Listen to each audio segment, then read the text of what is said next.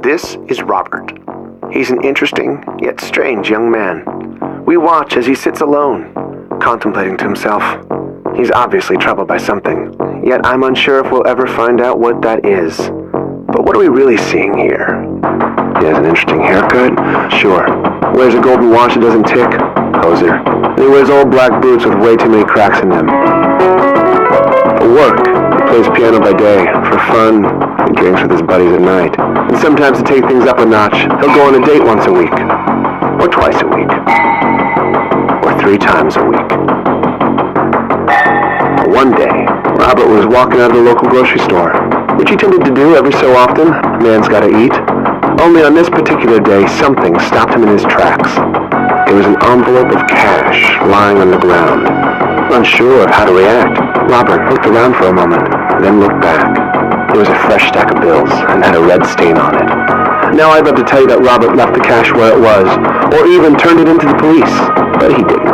He simply dropped his groceries, picked up the envelope, and walked away.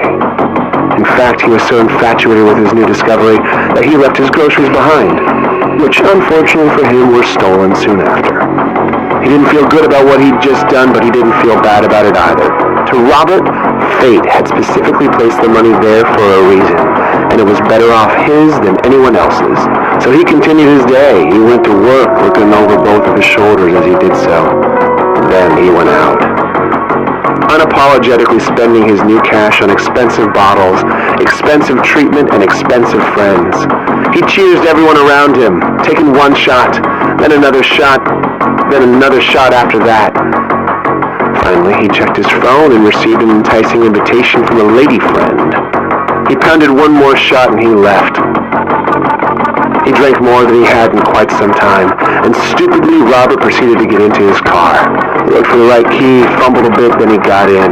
He figured he could manage a quick drive. I mean, come on, he was Robert. This was his lucky day.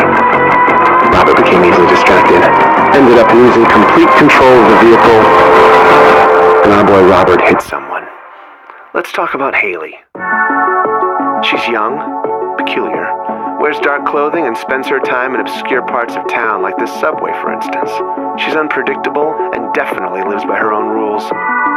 She wears low-key punk rock boots, has straight dark hair, and always wears long coats. I mean always. But most interestingly, she has eyes that sometimes change color. And although she has a kind face and a unique style, don't be fooled. Haley claims to suffer from kleptomania. For those who don't know, kleptomania is an impulse control disorder that results in an irresistible urge to steal. And that's exactly what Haley does.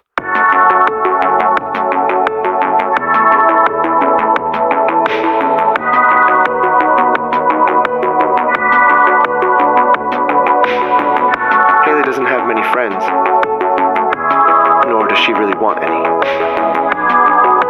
At least that's what she tells herself. One day, Haley managed to steal a watch, a hairbrush, earrings, and a strawberry smoothie. Soon after, as she sipped on her stolen smoothie, Haley was feeling good about her successful robberies. It was just another regular day. That is, until she noticed something very odd.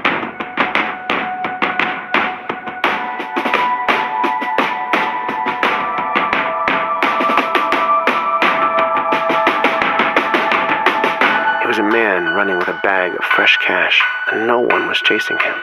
Her thievery had company after all. Impulsively, she called the police. That's right. A girl who had just broken various laws herself just called the cops on this man. Was she a changed person? Or was she just protecting herself? Well, a few moments later, she came across 2 bags of groceries sitting on the ground. As it turns out, Haley hadn't changed at all.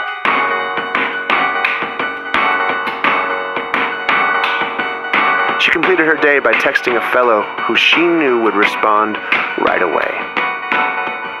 The 2 words were capable of captivating the young man's attention completely. Come over. That was her message.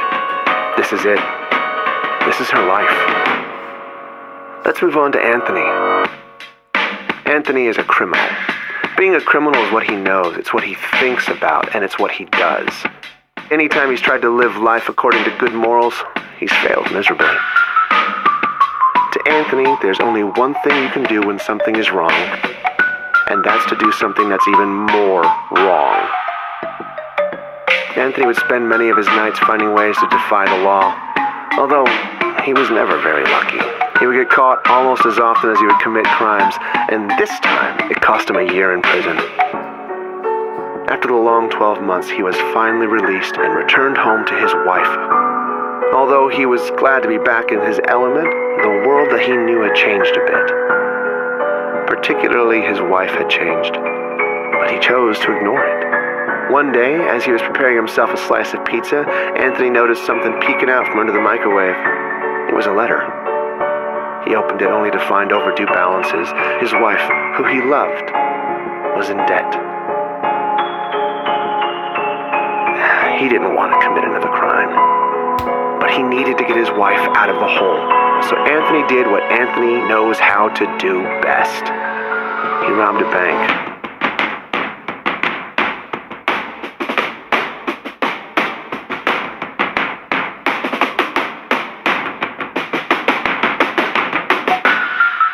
All seemed to be going well until suddenly an officer stopped him in his tracks, causing a stack of cash to drop on the ground. And that was it for Anthony. What about Brenda? This young woman thrives on her independence, yet she has sad eyes, an addictive personality, and feels trapped in a world that only she understands. She serves coffee by day, works as a hostess by night, and spends the rest of her day watching time go by as she waits for her husband to be released from prison. Eventually, Brenda did find herself a distraction. It was online gambling. She quickly became obsessed. One day, as she was washing a few dishes, Brenda received the call that her husband was coming home. Initially, Brenda was thrilled to see her husband again. Thrilled. And eventually, however, she grew uneasy. Things were different. A few days later, a large bill came in the mail. And as to be expected, Brenda's gambling addiction had quickly eaten into her savings. It had finally happened. Brenda was in debt. She decided to hide the letter so her husband wouldn't see. Brenda then grabbed her coat, her keys, and left. She walked around the city streets all day with no motive or destination. Things were supposed to be perfect again, but instead she was in debt. She didn't know what she was going to do. Lost in her thoughts, Brenda got into her car that night, and before she could even buckle up, Brenda got hit. So, what does all this mean? Let's recap. Had Brenda not been addicted to gambling, she wouldn't have been in debt. Had she not been in debt, Anthony wouldn't have been motivated to rob a bank. Had Anthony not robbed a bank, Haley wouldn't have called the police. Had Haley not called the police, Anthony wouldn't have dropped the cash. Had Anthony not dropped the cash, Robert never would have found it. Had Robert never found it, he would have never had a reason to celebrate and get drunk. Had he never driven drunk, the accident would have never happened. I think what I'm trying to say is, we are all inevitably connected in some way. Every single one of us, all over the world. What one person does affects another. Like dominoes. One of us falls, and the other follows. And this keeps going, and going, and going, until we've all fallen.